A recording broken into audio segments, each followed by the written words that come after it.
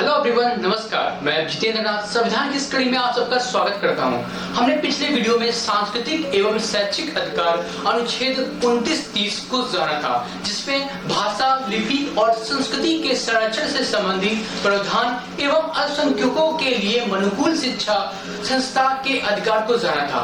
आज की इस कड़ी में हम संपत्ति के अधिकार से संबंधित कुछ बातों को जानेंगे, जिसमें अनुच्छेद 31A, 31B और 31C के साथ साथ कुछ महत्वपूर्ण संशोधन, जिसमें 44वें संविधान संशोधन 1978 को भी जानेंगे।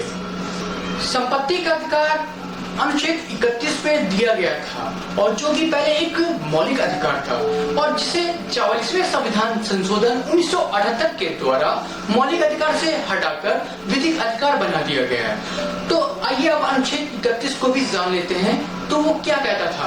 तो अनुच्छेद 31 विधि द्वारा स्थापित प्रक्रिया के सिवाय संपत्ति के अधिकार से वंचित नहीं किया जा सकता है। राज्य द्वारा संपत्ति का अधिग्रहण किए जाने पर क्षतिपूर्ति का भी प्रावधान किया गया है। फिर प्रथम संविधान संशोधन 1951 के द्वारा अनुच्छेद 31A और 31B जोड़ा गया।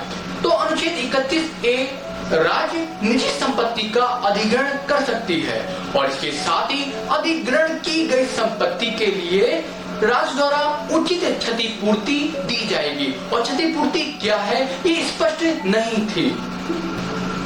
बिना बनर्जी वाद आया फिर तो इसमें यह कहा गया कि क्षतिपूर्ति उचित होनी चाहिए और बाजार दर पर क्षतिपूर्ति दी जाएगी, ऐसा कहा गया।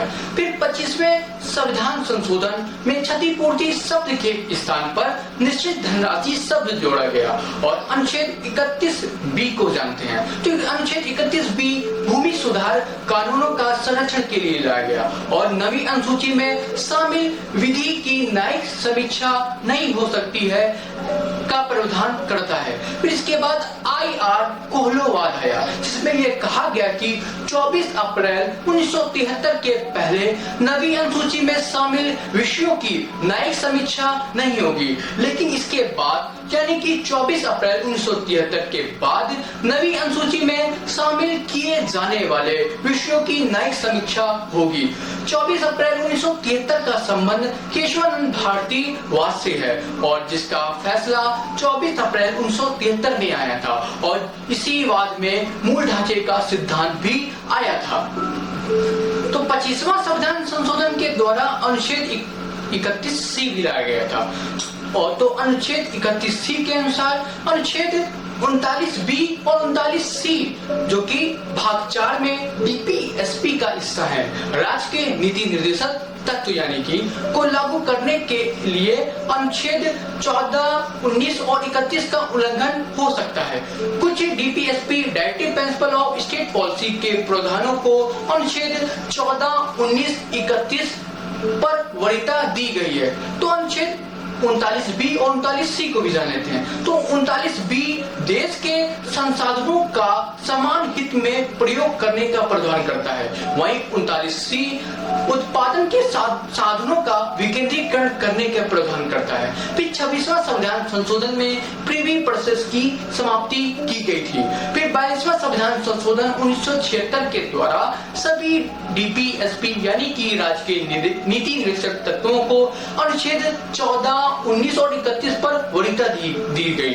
तो इसके बाद मिनर्वा मिल्स वाद आया, जिसमें 44वें संविधान संशोधन वाली बात यानी कि DPSP सभी DPSP को अनुच्छेद 14, 19 और 31 पर जो वरीयता दी गई है, इस प्रावधान को अवैध ठहरा दिया गया और कहा गया कि अनुच्छेद 39B और 39C को अनुच्छेद 14, 19 और 31 पर वरीयता है।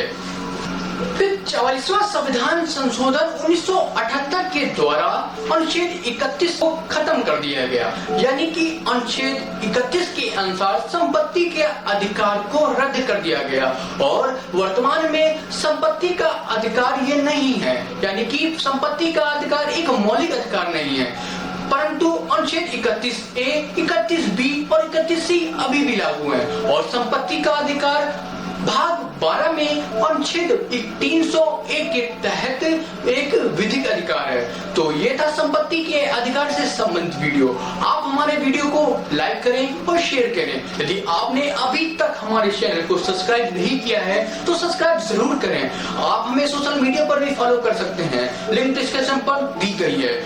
आपके सुझाव की मुझे प्रतीक्षा रहेगी, तो कृपया कमेंट अवश्य करें। तो नमस्कार, जय हिंद, जय भारत।